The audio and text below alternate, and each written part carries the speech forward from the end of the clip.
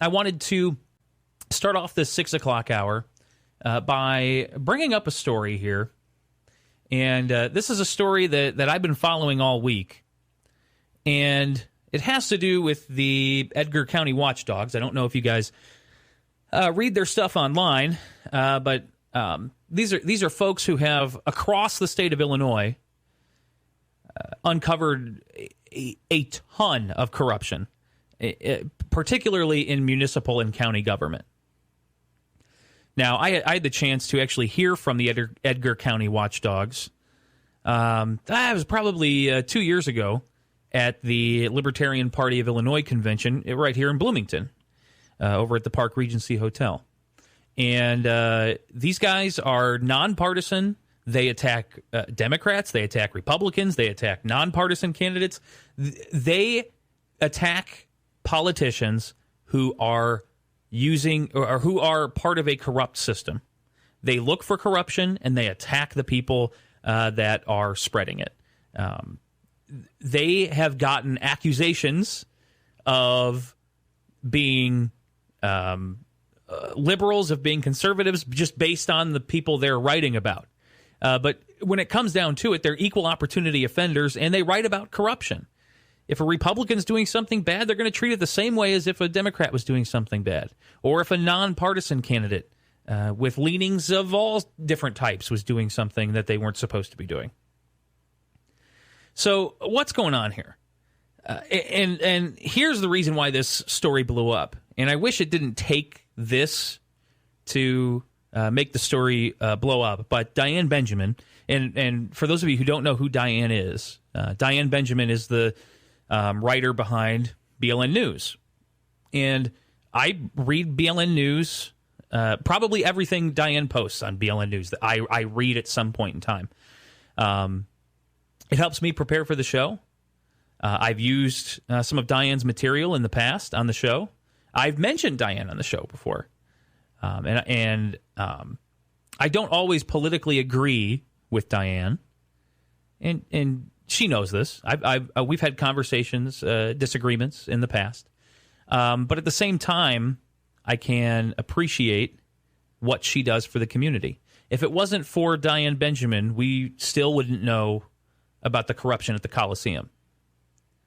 She was the one who uncovered that story. And, you know, I've got friends who say, well, she doesn't add any value. That's value. I don't understand how that's not value. Exposing public corruption is value, regardless of what you think about Diane's political views. Exposing corruption is valuable. And the reason this story blew up is because Diane spoke at Monday night's Bloomington Council meeting during public comment. And typically, public comment is not supposed to have a response from anyone on the council or the mayor, but Mayor Renner could not help himself. Here is a clip from Monday night's council meeting. I know we're not normally supposed to respond, and I don't normally respond, but given the outrageous nonsense that we've just heard from probably one of the least credible mouths in the entire county, I'm just saying, nobody's pushed anything under the rug from any of our police officers. That's not the case. That's not how we do things.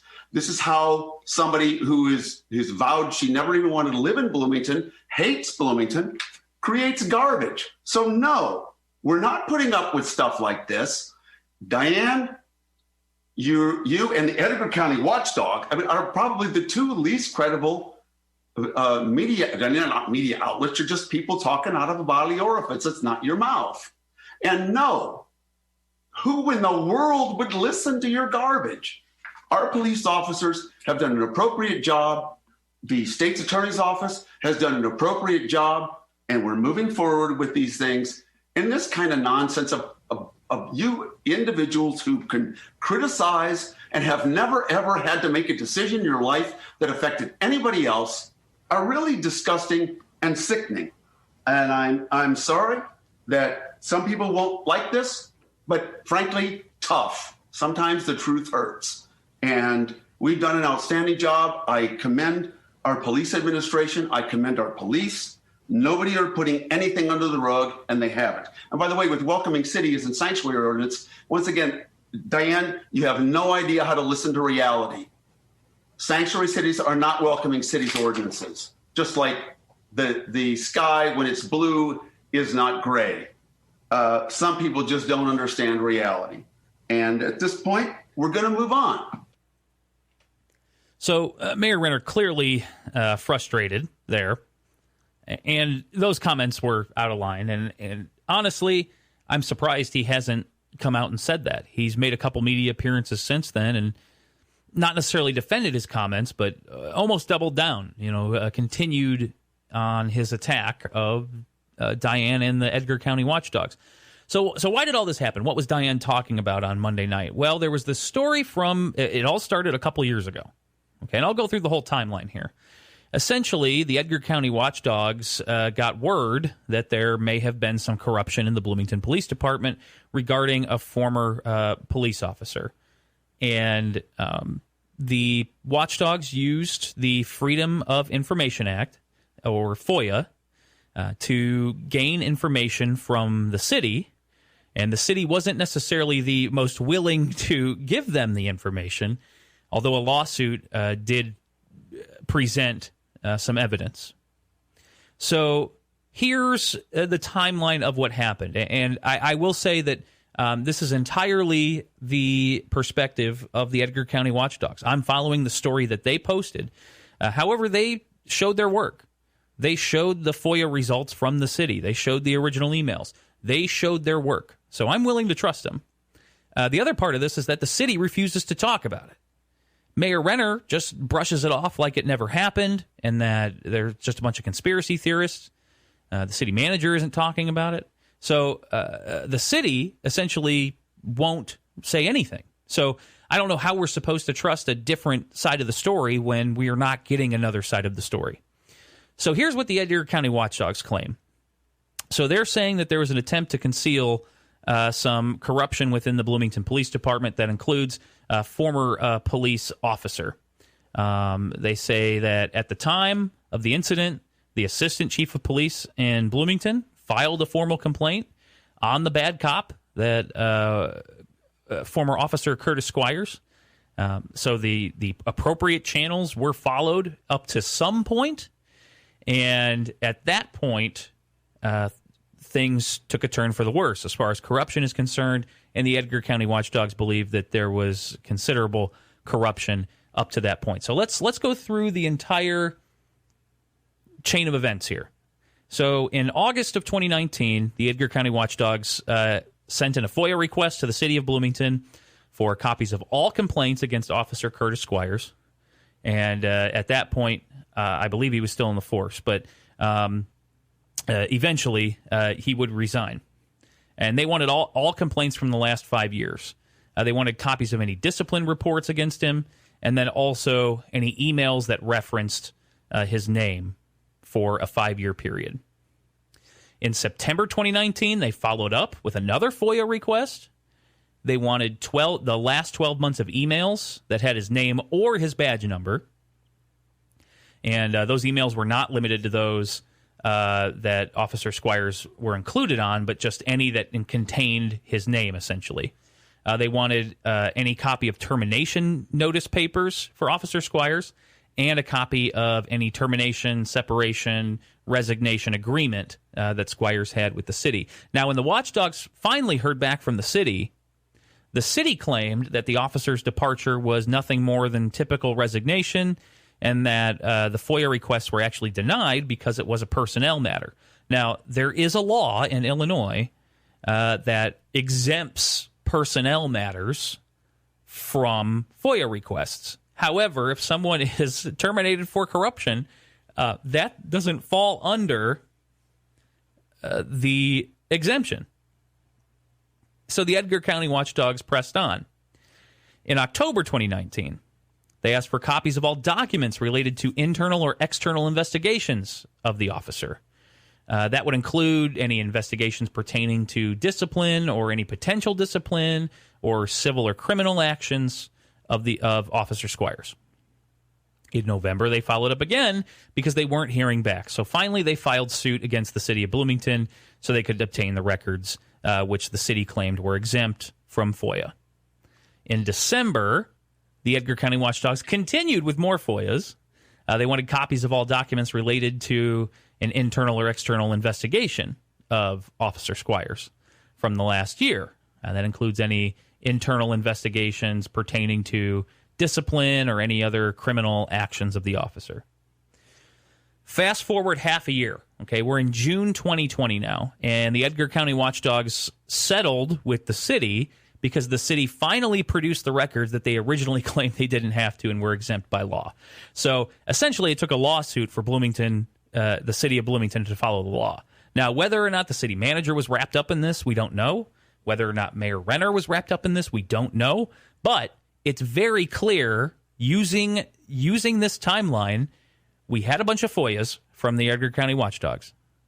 Those FOIAs were denied based on exemption from law because they were personnel matters, and it took a lawsuit until the city finally produced those records.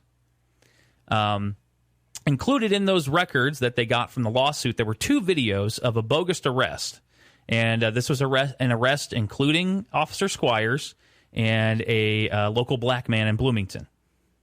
The videos showed Officer Squires arresting a man for really no reason at all. So according to the police report, this guy was arrested for pointing his finger in a shooting motion at the officer. So that's not an arrestable offense. You can't arrest someone for doing finger guns at a police officer. Okay, it's also not like reasonable suspicion. Like there's no reason why an officer would say, okay, this guy did finger guns, he must have drugs, or he must be violent or anything like that. Doing finger guns is no grounds for an arrest. So once it became clear that the arrest report had huge holes, according to the Edgar County Watchdogs, it was altered to include a claim of an assault for an alleged headbutt on Officer Squires. So there's no evidence that a headbutt ever happened in either of the videos that were obtained. And the videos pretty much had the entire arrest. And the investigation appears to confirm that this entire headbutt thing was fabricated and put in the police report after the original police report was filed. So, in fact, not only was there no evidence of a headbutt on the videos, but Officer Squires admitted in writing that the headbutt wasn't included in the original police report. So, according to the Edgar County Watchdogs, they say they knew when they spoke at a previous city council meeting that there was a cover-up going on. And, they looked at the dates and the reports and all this information that I just gave you and essentially presented what they knew to the city at a council meeting. So what happened to the officer? Well, absolutely nothing happened to this officer. He was allowed to resign before any action was taken against him. That's why there was no record of any disciplinary action or anything. And he never faced any charges for the fake arrest, essentially. Or that's not fake. The arrest actually happened. For the arrest that had no warrant to it. And to make matters worse, Officer Squires actually ended up landing a job with McLean County working for security after he resigned from the city police. So here's some audio from the Edgar County Watchdogs. They had to respond after Mayor Renner just tore down Diane Benjamin at Monday night's city council meeting. Here's the Edgar County Watchdogs. Yeah, it was interesting to see that he actually responded to a public comment because their policy is they don't respond. And I'm glad he did respond.